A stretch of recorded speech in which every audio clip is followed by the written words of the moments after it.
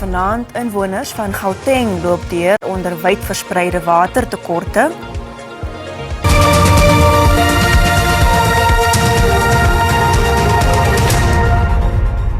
Goeienaand en welkom by die Afrikaanse Bulletin. Ondanks talle regeringsingrypings oor die afgelope paar jaar, sukkel baie gemeenskappe in Gauteng steeds met verlammende wateronderbrekings en tekorte. Die gebiede waar die ergste geraak word, sluit Midrand, Melville, Sedibeng en Hammanskraal in. Waterkenners sê die voortgesette waterprobleme in die provinsie kan regstreeks toegeskryf word aan 'n kombinasie van verouderde infrastruktuur en 'n gebrek aan beplanning vir Gauteng se vinnig groeiende bevolking. Meer as 30 jaar na demokrasie het talle gemeenskappe in Gauteng steeds nie gereelde toegang tot vars water nie. Inwoners van Hammanskraal, noord van Pretoria, is al meer as 'n jaar sonder skoon water. Die Tshwane Metro sê hy kan hom nie verbind tot 'n tydraamwerk om die waterprobleme op te los nie. As the government were intervening, but I must accept that our intervention is very slow because we should have been done with this process, but because of the major financial constraint, we are not able to intervene very quicker. In Midrand sê inwoners die voortgesette wateronderbrekings ontwrig hulle daaglikse lewens. There are so many things in our lives that we have to sort of accommodate when there's no water. You mentioned the school situation. Parents had to make plans not to go to work, to stay at home with their kids because the schools don't have water.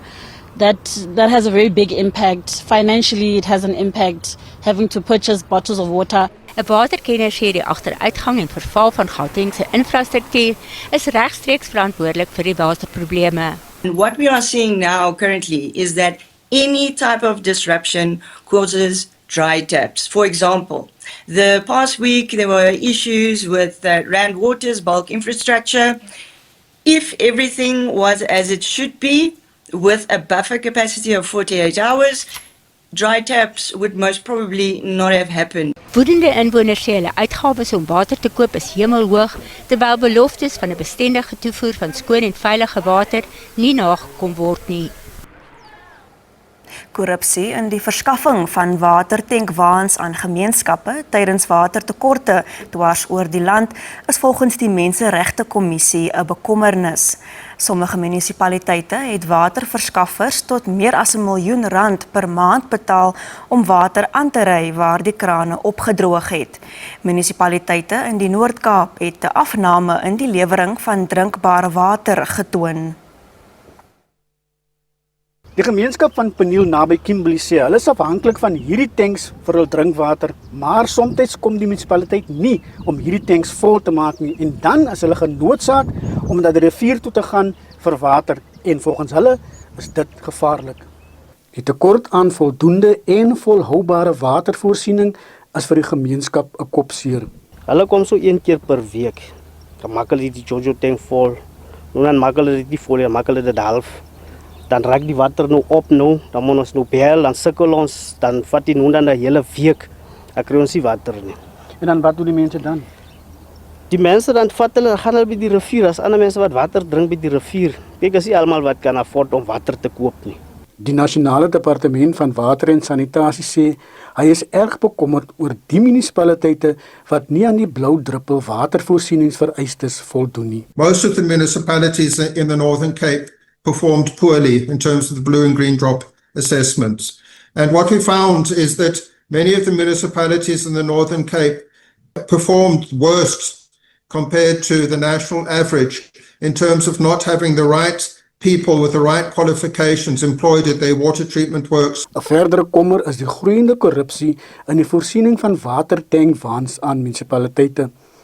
Die Menseregtekommissie het tydens 'n onlangse ondersoek aan die lig gebring dat sommige munisipaliteite groot bedrag geld aan diegene in die watervervoerbedryf betaal het. In the Northern Cape, one municipality provided testimony under oath that they were spending approximately R700,000 a month to outsource the service to a service provider that was providing the water of the municipality to the communities. Die kommersialisering van water het in die jongste tyd in 'n multimiljoen-rand bedryf ontaard met honderde nuwe waterwinkels wat soos paddestoele oral in die land opspring.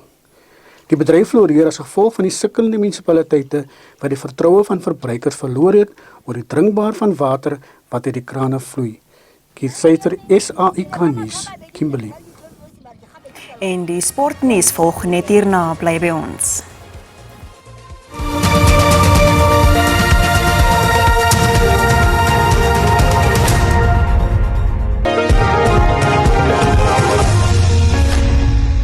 Die Protea snelbowler Kagiso Rabada sê daar is nie vanjaar 'n oorweldigende gunsteling by die T20 Wêreldbeker toernooi in Indië en Sri Lanka nie. Die toernooi het vandag met 3 wedstryde afgeskop en die Proteas begin sy veldtog maandag teen Kanada in Ahmedabad. Die mede-gasheerland Indië word in cricketkringe as gunstelinge gereken, maar Rabada sê enige span kan vanjaar die beker omhoog hou. India, look, I'm not too sure, what's going on in their camp, whether they're feeling pressure or not. But all I can say is that there might be, I don't know who the favorites are actually, but you cannot say there's a favorite in this tournament. I think it's up for grabs. Anyone can take it, and we're putting our hand up for that, for sure. En dit is dan al vir vanaand. Ons is môre aand weer terug om 6:15. Totsiens.